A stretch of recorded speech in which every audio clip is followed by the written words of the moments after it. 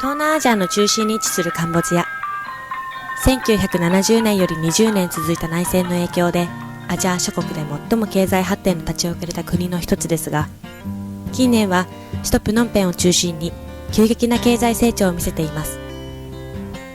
しかしその一方で、都市部と農村部の貧困格差は拡大を続けています。農村部では食料、栄養不足の割合が高く、小規模農家の生産性の低さや栄養や衛生、感染症に関する知識の不足が状況をさらに深刻化させています。国際開発救援財団がプノンペン事務所に加え第2の事務所を構えるのは首都から約2時間離れた根本チナン州。この州は2010年に行われた国の調査により全国で2番目に貧困世帯の割合が高い地域とされ、また団体が独自に行った調査においても約7割の農家が年間で平均4ヶ月にわたり食料が不足していると回答しました。そこで2011年より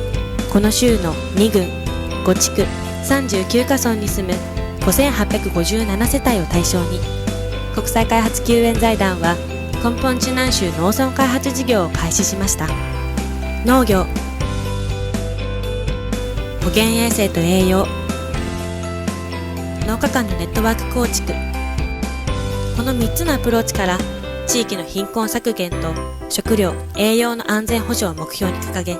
6年にわたり事業を実施しました。活動の一つ目の軸として食料不足の緩和を目指し、米の生産性の向上と営農の多様化を目指した活動を行いました。ធ្វើបបសនេះគឺ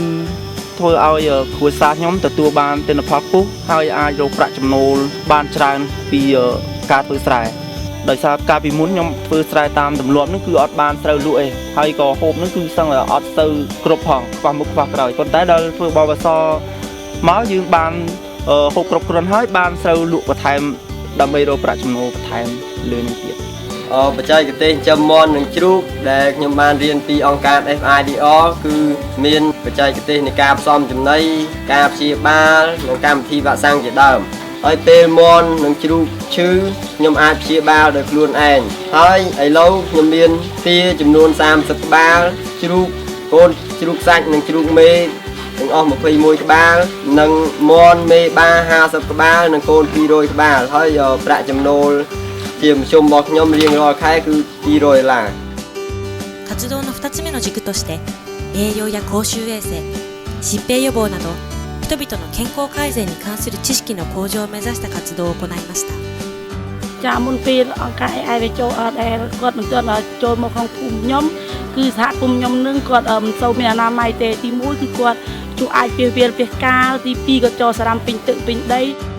ខ្ញុំបានយកចំណេះដឹងនិងបទពិសោធន៍ដែលខ្ញុំបានរៀននឹងចូលមកផ្សព្វផ្សាយដល់សហគមន៍របស់ខ្ញុំនិងដើម្បីឲ្យជីវភាពរបស់គាត់ធូរធារសុខភាពរបស់គាត់នឹងល្អចាអនាម័យក្នុងសហគមន៍របស់នាងខ្ញុំនៅពេលបច្ចុប្បន្ននេះគឺមានភាពប្រសើរឡើងគឺគាត់ចេះលាងដៃនៅពេលមុនពេលបញ្ចុះអាហារកូនមុនពេលធ្វើម្ហូបអាហារក្រោយពីចេញពីបង្គន់នឹងគាត់ចេះលាងដៃជាមួយសាប៊ូさらにこの地域は子どもの栄養不良率が高く、事業開始当時5歳未満児の約 30% が栄養不良の状態にありました。栄養に関する知識の不足もあり、乳幼児の多くは白米のみのおかゆなど栄養バランスの欠けた食事を口にしていました。そこで主に乳幼児を持つ母親らを対象に栄養に関する知識の研修とともに野菜や魚、肉などの入った栄養バランスの取れた離乳食の推進を行いました。ពីមុនមកខាងគាត់នឹងខាងគម្រោង SIBR នឹងចូលគាត់ថាម៉ែគាត់មិនដឹងយល់នៅការធ្វើបបរខាប់គ្រប់គ្រឿងនោះទេណាបាទហើយក៏ម៉ែក៏មិនដែលប្រជុំក្រុមឬក៏បជាសាគ្នាចេះធ្វើបបរនឹងទេ活動の3つ目の軸として農家間のネットワークを構築する活動も実施しました。まずは村で農民同士の小さなグループの形成を促し、農家間の協力的な関係を育み、その後それらのグループを集結させ5地区にて計5つの農民組合の発足をサポートしました。ពេលលើបង្កើតអីស៊ីដំបូងអញ្ចឹងទី1គឺខ្ញុំមានអារម្មណ៍ភ័យខ្លាចពីព្រោះអីខ្ញុំអត់មានបទពិសោធន៍ក្នុងការដឹកនាំសហគមន៍ ចាឲ្យអារម្មណ៍ទី2គឺអារម្មណ៍សប្បាយចិត្តពីព្រោះខ្ញុំមានឱកាសក្នុងការ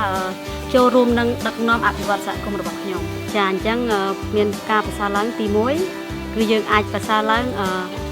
នៅបណ្ដោះធនធានមនុស្សចាហើយទី2គឺមានប្រាក់ចំណូលកើនឡើងចាこれら3つのアプローチから様々な研修を実施し、彼らの技術や知識が向上していくにつれ、彼らの考え方や意識にも徐々に変化が見られるようになりました。